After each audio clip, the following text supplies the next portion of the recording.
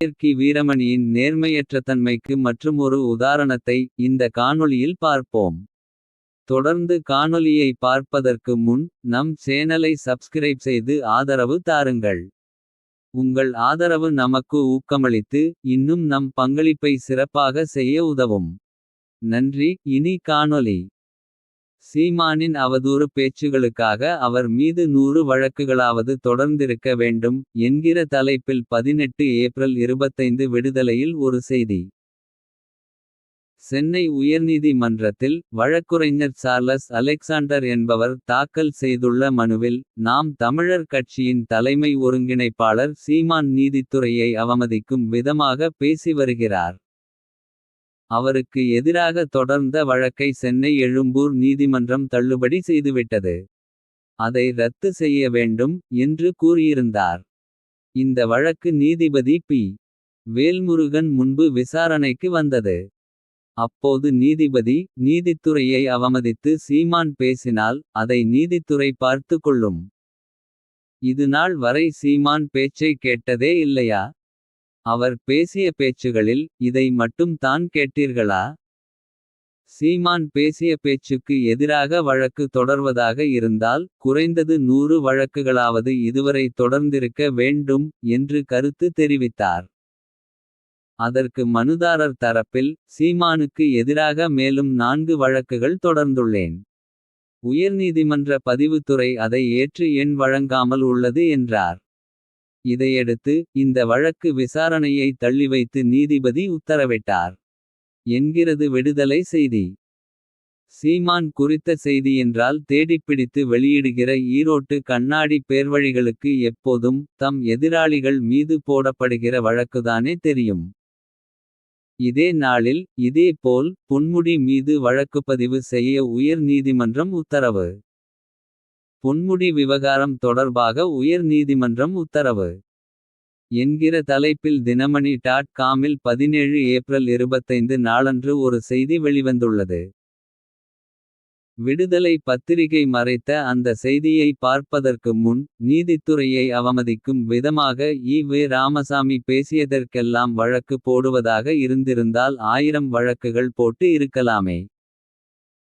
சீமானுக்கு இம்மாதிரியான எதையும் மதிக்காமல் யாரையும் மதிக்காமல் நாகரீகம் குன்றி பேசுகிற பேச்சு சகவாசத்தை கற்று தந்ததே திராவிட இயக்க மேடைகள்தானே. எந்தெந்த மடையன் காந்தி வாழ்க என்கிறானோ அவன் எல்லாம் நான் பார்ப்பானுக்கு பிறந்தேன் என்கிறதை ஒத்து கொள்கிறவன் தானே. என்பது போன்ற ஈ.வே. ராமசாமியின் ஈனத்தனமான பேச்சை கேட்டு வாசித்து வளர்ந்தவன் தொற்று வியாதி போல் அம்மாதிரியான அநாகரீக பேச்சை பேசத்தானே கற்றுக்கொள்வான். நவம்பர் 4 1973 சிந்தனையாளர் கழக சார்பில் நடந்த பிறந்த நாள் விழாவில்தான் ஈ.வே. ராமசாமி சிந்தனையற்று பேசியது அது. அதாவது காந்தி வாழ்க பார்ப்பனருக்கு பிறந்தவனாம். கேவலமான பிறவியாக இருந்தால்தானே இவ்வாறாக பேச முடியும். என்னவோ தாங்கள்தான் யோக்கியன்கள் என்பது போல் தீக்க ஆசாமிகள் பேசிக் கொள்வார்கள். இம்மாதிரி பேச்சுக்களை பேசி ஈ.வே. ராமசாமி தம் காலத்தில் தப்பியிருக்கலாம். இப்போது அவ்வாறாக பேசி ஒரு பயலும் தப்ப முடியாது என்பது தானே உண்மை. அதற்கு பதவி பறிக்கப்பட்ட பொன்முடி நிலைமையே சாட்சி. அதனால் தானே கி. வீரமணியே பொது மேடைகளில் தற்சமயம் அடக்க ஒடுக்கமாக பேசுகிறார். சீமான் குறித்த நீதிமன்ற பேச்சை பிரசுரித்துவிட்டு துடுக்குத்தனமாக பேசி சிக்கி கொண்ட பொன்முடி குறித்த பேச்சை மூடி மறைக்கிற கி. வீரமணி ஒரு பத்திரிகை நடத்துவதற்கான தகுதி கொண்ட ஆசாமியா என்ன? இது தீக்க ஆசாமிகளின் குலம் பார்த்து செய்தி போடும் நவீன திராவிட ஈவெரா வர்ணாசிரமம் என சொல்லலாம்.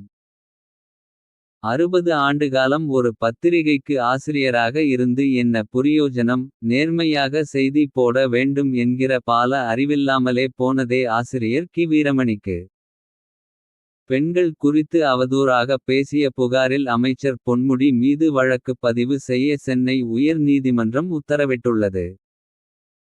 நிகழ்ச்சி ஒன்றில் விலைமாதர் சைவ வைணவம் குறித்து அமைச்சர் பொன்முடி சர்ச்சையான கருத்துகளை கூறியதால் அவர் மீது பல்வேறு தரப்பினரிடையே கண்டனங்கள் எழுந்தது. இதனையடுத்து கட்சியின் துணை பொதுச் செயலாளர் பொறுப்பில் இருந்து அமைச்சர் பொன்முடி நீக்கப்பட்டார்.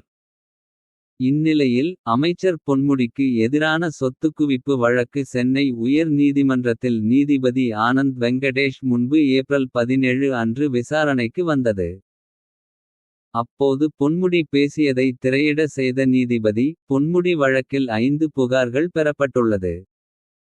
பொன்முடியின் அவதூறு பேச்சுக்கு வீடியோ ஆதாரம் உள்ளது. வழக்குப்பதிவு செய்யாவிட்டால் நீதிமன்ற அவமதிப்பு நடவடிக்கை எடுக்கப்படும். பொன்முடியின் பேச்சுக்கு வழக்கு பதிவு செய்யப்பட்டுள்ளதா என்பதை தமிழக டிஜிபி இன்று மாலைக்குள் விளக்கம் அளிக்க வேண்டும். இதே பேச்சை வேறு யாராவது பேசி இருந்தால் இந்நேரம் 50 வழக்குகள் பதிவு செய்யப்பட்டு இருக்கும். யாரும் சட்டத்துக்கு மேலானவர்கள் அல்ல என்று தெரிவித்து வழக்கின் விசாரணையை ஒத்தி வைத்தார் என்கிறது செய்தி. பொன்முடி குறித்த ஆயிரமாயிரம் செய்திகளை இதுவரை பிரசுரித்துள்ள விடுதலை. இந்த செய்தியை மூடிமறைப்பதன் மூலம் ஊடகத்தர்மம் என்றால் என்னவென்று தங்களுக்கு தெரியாது என நிரூபித்துவிட்டது என சொல்லலாமா? நாகரீகம் செத்து பேசுவதில் திராவிடத் தலைகளிலிருந்து கீழ்மட்டம் வரை எல்லாம் ஒரே குட்டையில் ஊறிய மட்டைகள் தாம். இதில் பொன்முடி என்ன வீரமுடி என்ன? அப்படித்தான் கி. வீரமணி ஒரு முறை பேசியது. ஜூன் 4, 19 நாள் விடுதலையிலிருந்து. அட முண்டமே.